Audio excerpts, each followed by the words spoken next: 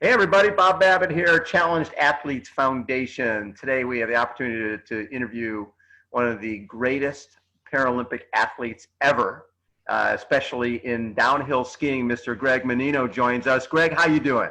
I'm well, Bob. Thanks for having me on. Yeah, it's a pleasure to be here. Well, I look at five-time Paralympian, one-time Olympian, six-time Paralympic gold medals, 12 medals over five Paralympics, three-time world champion. It really isn't a hell of a lot you didn't do.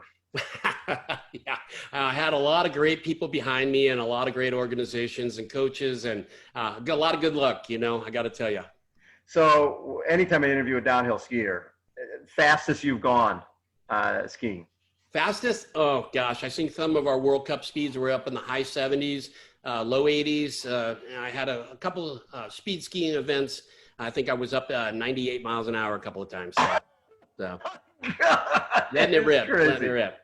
So you were, right around your 18th birthday is when you were electrocuted and ended up losing your leg? That is correct, yeah. Back in 1979 in Southern California, we contacted some power lines with a ladder, and it grounded out about 12,000 volts, and it resulted in an amputation of my left leg above the knee. So 41 years ago, tell you. And you were a skier beforehand? That's right. My parents were big skiers. So I skied as a child, thank God we had a place in Big Bear, a place up in Mammoth, a place in Bryan Head. So we were skiing, and I grew up in Southern California, down here over in Yorba Linda. So I skied prior to the injury, and after I lost the leg, I had some people come and encourage me that skiing is a great rehabilitation sport. So I went back out that spring after my injury and tried it and immediately fell in love with it. I got to tell you, skiing is one of those sports, Bob, that doesn't matter whatever the level of injury or deficit is. You can go fast and have fun and be like your peers and participate with your family and friends. It's just a fantastic sport. So I immediately fell in love with it again, and it was my outlet sport. I was going to say, how important was it for you when you're 18 years old to find that new outlet, because you can go through some pretty severe depression when you lose a limb?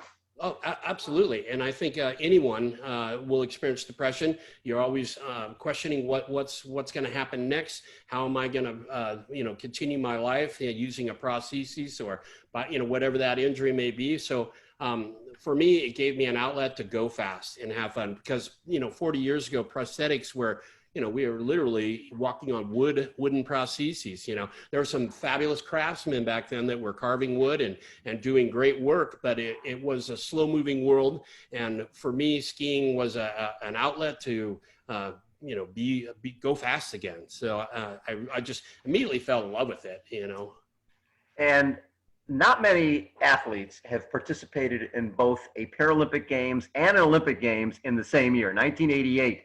You competed in both. How cool was that? Yeah, that was probably the highlight of my career. I was fortunate to make the Paralympic team, and in 1988, the Calgary Olympics had an exhibition sport for disabled men's and women's alpine. So we were named to the Olympic team, marched with the Olympic team, provided the Olympic team uniform, and we were on the Olympic team. They did that same event in a couple of summer games, and in Sarajevo in 1984, they had a disabled exhibition as well. And then since then, I think they've gone on to, purely Paralympic events, but it was just truly an honor, Bob, I'll tell you. You met President Reagan. And I met President Reagan, and yeah, he was the coolest guy. I've got great stories, so. You're also the first Paralympic athlete to be featured on the cover of Skiing magazine. And I always, as an organization, Challenged Athletes Foundation, we want our athletes to be looked at as athletes. And that must have been huge, not just for you, but for the sport and for para athletes when you're showcased on a cover of a major magazine like that. Yeah, I think it was a good breakthrough. I came from the era of the Diana Goldens too, and she brought a lot to disabled alpine skiing. But to be asked and to do those photo shoots, to be on the cover, was huge for me, huge for the sport. It was starting to elevate the sport, elevate the athletes. People were recognizing how great and how high-end these skiers were. Not only me, there was a bunch of us out there, and it continues on today. But the exposure is everything. some of the things I was really focused on, Bob, after that is skiing in Disabled World Cup as well as Able Body World Cup to, challenge my peers and see, just how high I could and fast I could go. So. And as a skier, you didn't wear a prosthetic leg, correct? You ski with one leg? That's right. So back in the late 80s, 90s, when I was a ski team level athlete, we were skiing 3-track.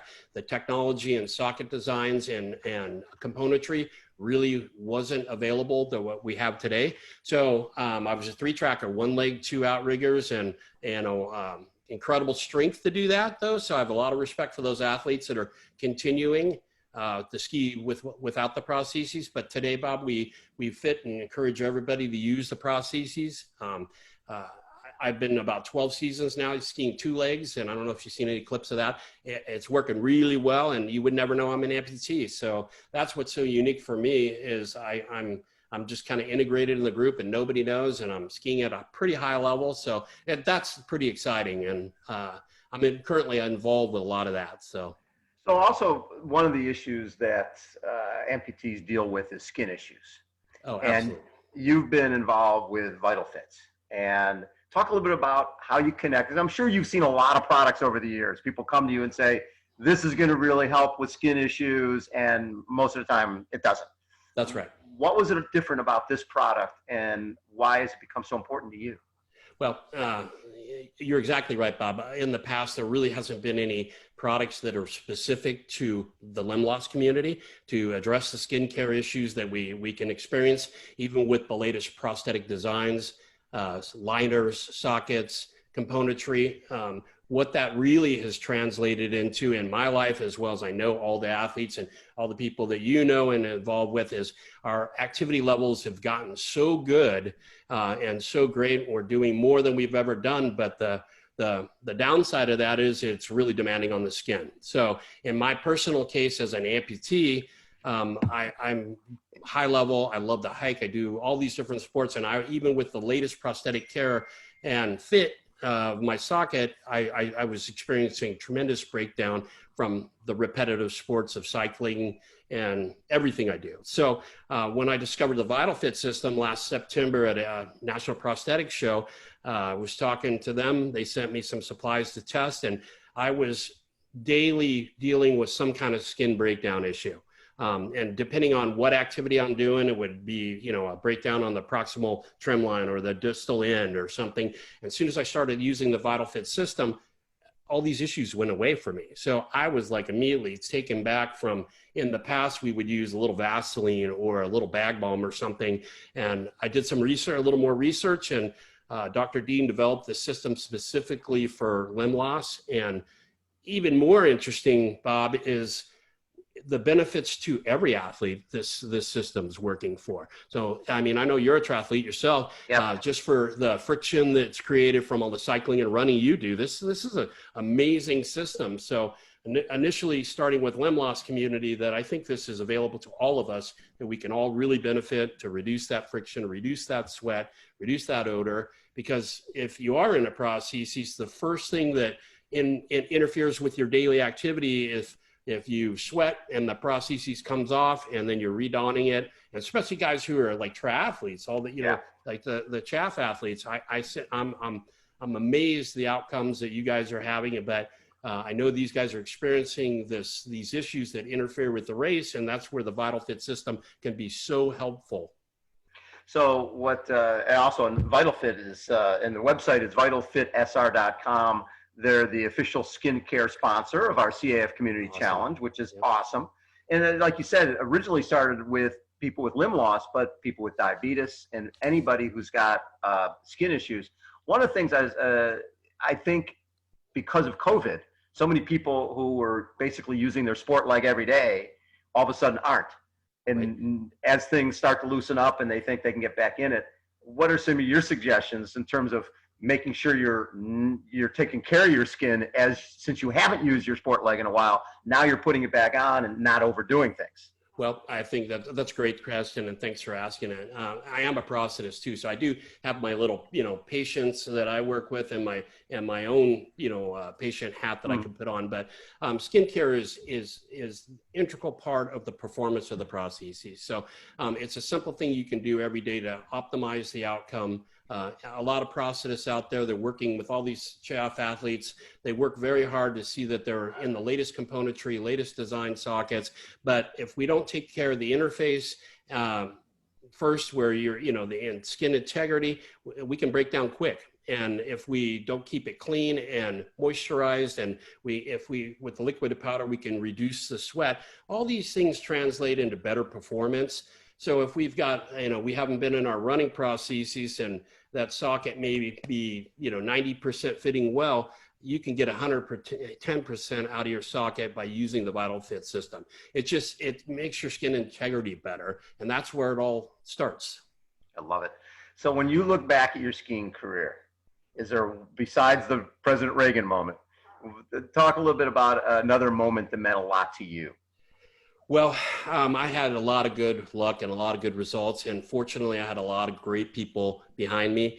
But kind of my claim to fame, I skied North American Trophy Series championships against able-bodied athletes, U.S. ski team men's members, the Tommy Moes, the AJ Kits. I raced the national championships and ended up 24th out of the slalom race that I entered there. So I was about 2 seconds a run behind the first place guy, and ended up 24th. And for me, that was one of my best results. My fist point score was 61 in that race, which is pretty high. But to be able to compete at the level where I was beating Tommy Moes and AJ Kits, that was a good time for me. And what I really reflect on, that I was really taking it to a different level back then, and hopefully that encourages some of these younger skiers and athletes today to do what I did back then. But and that being said, and in the 1990s, I was the gold medalist in 3 different Paralympics for the whole 1990s scenario. So that was kind of a proud moment too. Racing for the gold, you had to race me kind of theory. So. Well, and then you're talking about competing against able-bodied skiers. Oh yeah, you're competing the best skiers in the world. Right. So that's what was really interesting for me, is to be like my peers. So I pursued racing in the able-bodied tour, and a little bit more than I did in disabled tours, because I just wanted to be like everybody else. And I had some good results with it. And, that's a good moment when everybody's coming up and going, wow, you're really hanging it out there. And that builds some confidence, I'll tell you. As somebody who is, when you first lost your leg, you probably didn't see a lot of other amputees, and there really wasn't anything you could do online to find out what's happening in your world. How have things changed as for somebody who becomes an amputee now in terms of their opportunities? It's amazing. There's organizations like CAF. I mean, this didn't really exist 40 years ago, and we didn't have the internet to Google and search the latest componentry. It was kind of word of mouth, and who you encountered back 40 years ago, who was doing some of the latest technologies. And I was lucky. I got into some higher end prosthetic manufacturers back then, and made a career out of it. But today, I think it's so much more information for a new amputee to pursue sports, because there's a lot of organizations like CHAF out there that are helping athletes. And I got to tell you, Bob, I'm so over the moon with challenge athletes, because they've supplied a lot of skiers I know with equipment. And when you're coming up as a disabled athlete, that stuff's expensive. And trying to fund your own career and become a world champion or a Paralympian, it's a tough thing. But there's these organizations out there that are helping. The word of mouth is not just word of mouth. You can find somebody with the amputee support groups, with companies like VitalFit. I mean, there's so many different aspects out there to help people pursue their dreams and goals that maybe 40 years ago we really didn't have. But so that's a huge plus for a new user. I love it. Hey, Greg, thanks so much for taking time. I can't believe you went 98 miles an hour. That's I'm getting scared just thinking about that. That's unbelievable. Yeah, I might not be going 98 anymore, but I'm still keeping it at a pretty high level. So I'll tell you about it. I love it. Greg Mannino has been our guest. Challenged Athletes Live. Greg, you are the best. Thank you, sir, for taking time. Okay, everybody. Good luck, everybody. Bye.